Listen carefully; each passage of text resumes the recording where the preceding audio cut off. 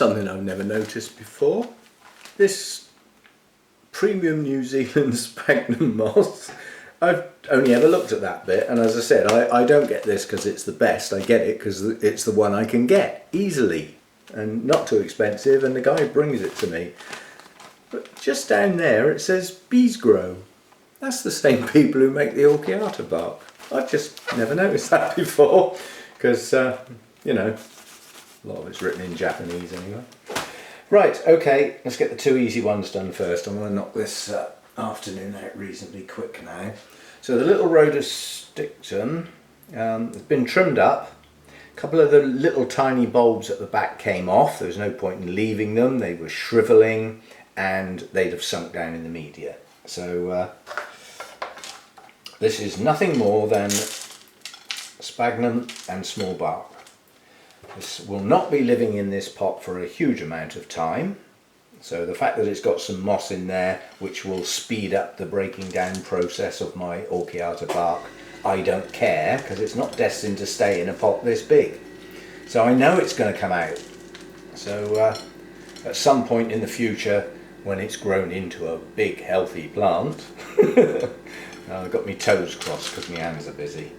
Yeah, it's going to go in a bigger pot, at which point it'll get repotted and the media will get replaced. Now I'm not doing anything more than teasing that media down in there. These roots are fragile, they're new, they've got green tips, and if I start forcing my heavy fist hands down on anything other than the very edge of that pot, I will break them, and I won't even see that I've done it. Now, if you do break a new root, if it's a really new root, that's probably it, you've lost the root. However, if that root's starting to extend, yeah, and you break the tip, it might branch, so it might not be the end of the world. But you can probably see the end of the world from there, and you would probably have a chat about it with language not suitable for a video. Try not to break your delicate new roots. Now that's quite loosely potted. That'll help firm it down again, but the thing that I know is going to help pack that down is pouring water on it. Yeah? And that will sink that small bark down in. And some of the new roots that I can still see the tips are destined to go down in the pot. They'll be fine. Don't forget your label. Nothing wrong with the label I was given. I can read it, it's written clearly. So keep the label I was given. Let's have another look at that little bloom. Love it. First ever Latoria bloom in my grow room. So that's that one done. Let's knock another one out. Should have enough here. The only reason I'm doing these two together is because they're going in the same media, so it would make sense. Now this Hawiara is a single bulb now. The old bulb I took off, it was shriveled, had no viable roots underneath it, serving very little purpose. This is this plant's new hope, is this nice new growth. Sheaths removed, any new roots that come out of there go straight down in the media. Not all of these roots are viable, but I don't want to take any more off or I'll have nothing to hold it up. But to give it a fighting chance, I took one of the spikes off. So, you know, they were starting to go anyway, so they're not going to be around too much longer. And I thought to give the plant a bit more of a chance, let's take one of the spikes off. It means I've still got the blooms, I can still see the pretty colours, but it's not using up anywhere near as much energy from the plant. Again, loosely filling, even though I can see very, very few green root tips, i.e. new ones. I'm expecting those new ones to come at some point with that new growth. Now this is an Oncidium type, on the grounds that it can't be any other type, can it, looking like that? Hawiara is a strange name. It's one that I've only come across recently, and it just sounds like one of these made up into generic names to me. You know, I doubt if you can go back to 1870 and find a Hawiara, but I could be wrong. So all I want from this plant is to get some new roots going to go with that new growth and have room for that new growth to expand, which, as it's right in the middle of the pot, it has plenty of room to do that. And I'm just gently pushing the outside of the pot just to give it a bit of purchase so the plant doesn't wobble about quite so much. I'm not going to bother staking it. So that's that one done. That's two. I haven't got a label for that because I'm pretty confident I know what type of Hawiara that is. I just haven't done a label yet, and I would need to look it up again, so I'm not doing that now. Right, that's those two done. Let's clean another one up. Okay, this anosmum, I put a clip round those canes to hold them together because that one's got a kink in it. If it stays straight, as I said, the structure of the cane may get itself going. I'm reusing a mount. It's been sterilised, H2O2, followed by boiling water all over it, and then rinsed, obviously. Don't want to roast the roots. I don't need a huge amount of moss, but my analysis of this plant is that it is just badly dehydrated. It's just not been getting enough moisture. So some moss underneath. Let me get my bit of fishing line sorted out, and then I can put it on and tie it all in one go. Not have to worry about it falling off.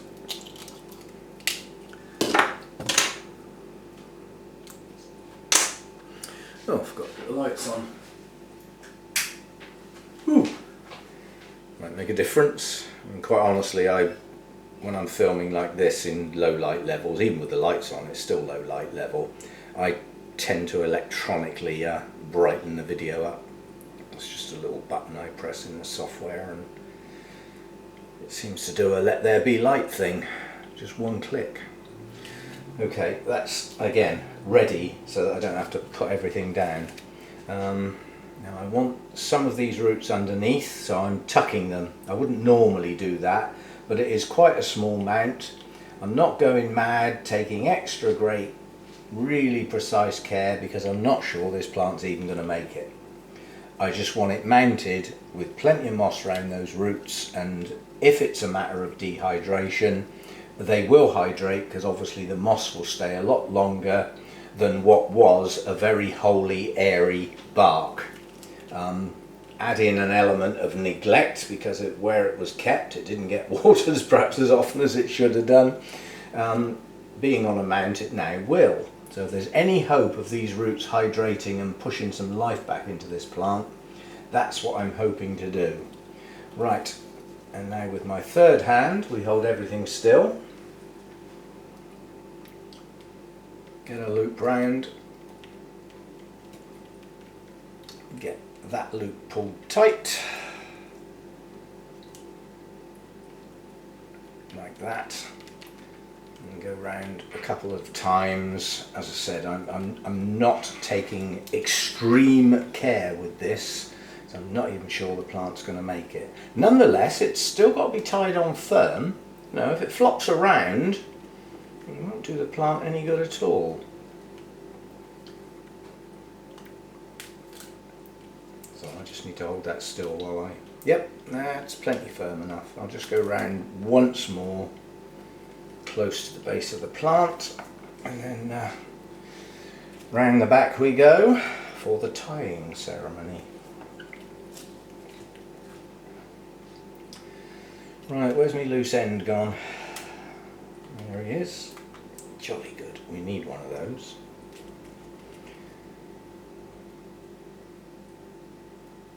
Get in there. Don't start playing me about. I've got things to do, mate. And that list of things to do is quite long now. So, as I say, these are. I'm not demonstrating how to mount. I've done that in many videos. There's plenty there if you want to go and have a look. I'm just basically getting them done because I've got other things to do. So that's that one done. I'll worry about putting the label on later. But that's the basic principle. These roots are now got a lot of moss around there which will stay hydrated, they will stay wet, and if it's capable of pushing some life back into that, it will. So that's that one done. Let's get another one done. Okay, I'm reusing another piece of bark for the glomeratum. That piece of bark is far too big, and quite honestly it would be better if it was cut in half and then I'd have a piece for another plant, but at the moment I don't feel inclined. I've taken the bull by the horns with the root system on this and cut quite a bit of it off. It has a very branching nature, which is good. So I have no green root tips on this plant. So the roots are viable, but they don't have active growing tips. I suspect the new roots will come if and when I get some new growths on this plant, which at the moment are non-existent. Now I need these canes to both hang down with the good cane that way, so that needs to go about like that. I'm just going to spread the roots, literally forcing them. Some of those will go aerial, hopefully they will attach, they may not, they won't attach unless they branch, I don't suspect. Some moss round these roots. Now this plant wasn't dehydrated like the anosmum was, so I'm not interested in a huge amount of moss around the base of this one, but I want some, but I still want the air to get at some of the roots. Where the new roots go will be entirely up to them. Now just see if I can hold that still while we get the loop round. This is not going to be easy with this one. Left hand. Hold the whole lot still, because this is waggling around. These canes are huge. This is not going to be easy. Not easy at all. Yeah, I thought that might happen. I'm going to have to put this round first. Oh, come on. Don't mess about. Thank you. So I've got a really gnarly piece of bark here that's catching on my loop all over the place. Right, now I can hold it still and pull my loop from behind. That's gotcha. There is an inherent problem. I have 3 fingers hooked under the loop. So, you know, I might be permanently attached to this mount, basically. So if you find me hanging up in the grow room tomorrow, still attached to the mount, you know my fingers didn't come out. And yes, I am joking. It's the first time I've caught my fingers in a loop for a very, very long time. Right, now I can get round a few times. It won't need to be many, because it's not a huge root system. I only need to catch the roots I've got. There's no point in tying on roots that don't exist. No point at all.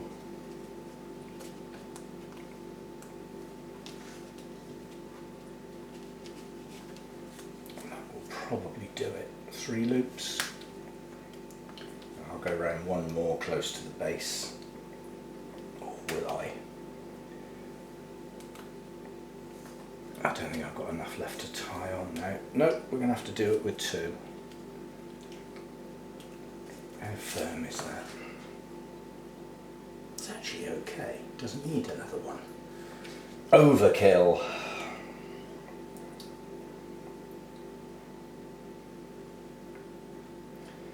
Yeah, when you've got a mount, if your plant wobbles around when you've finished, you didn't really get hold of it tight enough. It's got to stay firm. There is a theory that epiphytic orchids like to attach, and the plant sends out like danger signals if it feels insecure, which is like a trigger to grow more roots. Whether that's true or not, I don't know. It sort of sounds okay, doesn't it? You know, its whole point in life is to get firmly attached and withstand wind and goodness knows what else that nature can throw at it.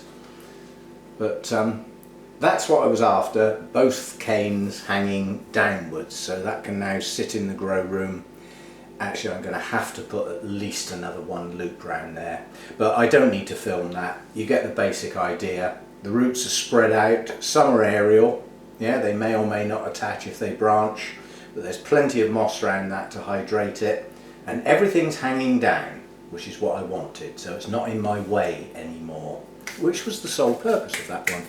So that's that one done. Okay, last one then. This is the Cattleya. Roots were harmed in the making of this video, I'm afraid. Some new roots got chopped, and I stopped chopping old ones at that point. As I said, I've got delicate new ones coming out near the base with signs of the new growths that are going to follow on.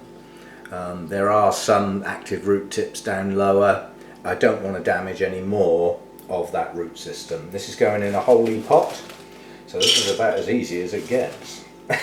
The important thing I've got to get right is the height of the plant. Okay, some of those roots can be bedded in, but with the holy pots they get left to do their own thing, quite honestly. You know, if I've got air pockets, so be it. The roots will find their way into them. The important thing is that when I pull those wires, they pull the plant down onto the media. That's the only criteria really. I don't have to worry about little gaps or anything like that. I just need to get it in a position where it's reasonably central. This is a strange Cattleya because it's got all its new growths in a circle round the outside of the Cattleya. None in the middle, they're all around the outside, which is good because it means it's going to push out, hopefully, in every direction with its next set of new growths. Yeah? All the ones that bloomed were in a ring round the outside. So all I've got to do is pull on that to hold it tight. And then there's room for every single new growth to come out because it's central, and more new growths after that. If they hang over the side of the pot, so be it. It's a Cattleya. If they want to hang on to the pot and clamber over the side, I'm quite happy for them to do that. Now, there's always a problem with holy pots. It hasn't got enough holes for the wires, so I'm just going to have to take a bit of media out to enable me to thread that wire across that rhizome.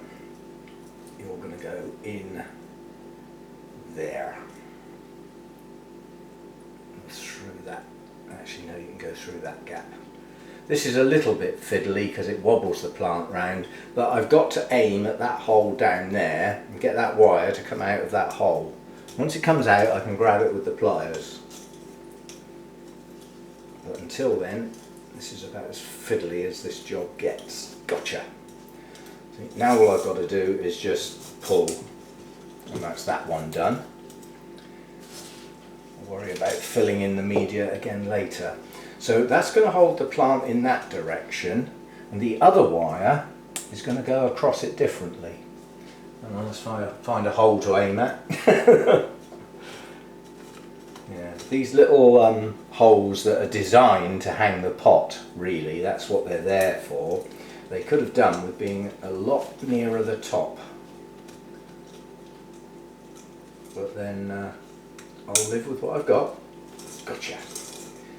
Once they find their hole, I can pull them tight with the pliers. Right, straighten everything up again. Right, where are we then? Where did most of that media have to be taken out of? Just there. So we just put that back in again. Doesn't matter about burying the wire. And I know where all my new growths are. I can see the little bits of green. Any roots sticking out, don't matter. All I've got to do now is pull that tight onto that media, and that's a plier's job.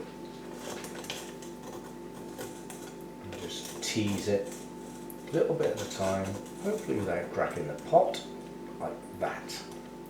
Nice and tight. And then up the side of the pot. Let's and straight, keep it tidy, it's going to be there a long time, and then just snip it, leaving enough to tuck over the rim of the pot and push down, which I can now do like that and push it down with the pliers, and that binds it on nice and tight. So that's one. Now we've got the other one to do. A bit too much media in there, it's getting a bit near the top of the plant, so we'll hook a bit out. Don't want media bearing new growths on cattleyas, they need to see the light of day and then they'll push on. Just a little bit too much in places. That'll do. Right, pull this one tight.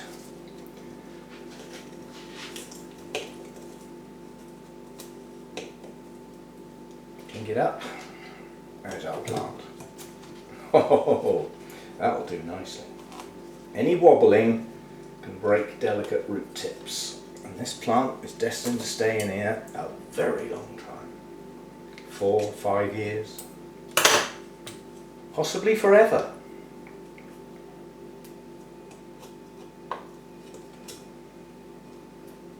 Now, going back to media, the only thing I've got to do now, apart from put my label back in, that label's important because it's got who I got it from. It's a memory of a good friend who's been doing orchids in this country a long time and no longer is. That's why I wanted a plant from Chantel. And that's her label with her name on. So that's my memory of somebody who used to sell in this country and who doesn't anymore. So I won't ever do a new label unless that one fades so much I can't read it anymore. Otherwise that one stays. There we go, that's done. Now, media. This Orchiata bark is dusty. Now, you could wash it before you use it, but I tend to think, no, actually I'll wash it while the plant's in the pot. So that now has to have a thorough flush, an absolute flood. All the dust will come out through the holes, it'll settle the media down, and then next time I water it, it'll need another really good flush, and that will be in a couple of days' time. This stuff, when it's fresh, dries fast, yeah? So I don't want this plant starting to dehydrate. So it'll get watered every couple of days, probably for a couple of weeks. And then once the media is no longer fresh, that's the only way I can put it, it starts to hold its moisture a little bit longer. Okay? So that's that lot done then. Hope you've enjoyed that. Some of that was a bit rushed, some of it was taking its time as a request, and I'll see you next time. All of the plants will be in updates as time goes on, as things progress, or not, as the case may be. See you next time. Thanks for dropping by.